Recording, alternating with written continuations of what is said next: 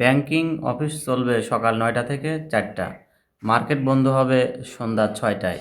এই খবরটি এসেছে প্রথম আলো অনলাইন পত্রিকায়। প্রিয় দর্শক, 3রা এপ্রিল 2026-এর ঘটনা। প্রধানমন্ত্রী তারেক রহমানের সভাপতিত্বে মন্ত্রিসভার বৈঠকে এই সিদ্ধান্ত হয় গতকাল বৃহস্পতিবার রাতে সংসদ সচিবালয়ের মন্ত্রিপরিষদ কক্ষে।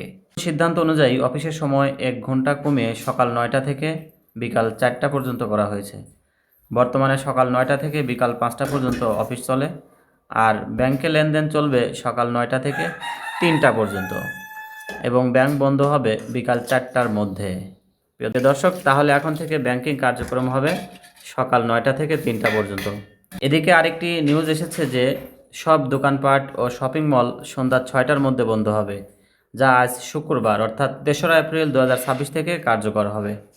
প্রিয় দর্শক শ্রোতা, আজকের হট নিউজ এটাই যে ব্যাংকিং কার্যক্রমের দিন না কমিয়ে দিনের সময়টাকে কমিয়েছে।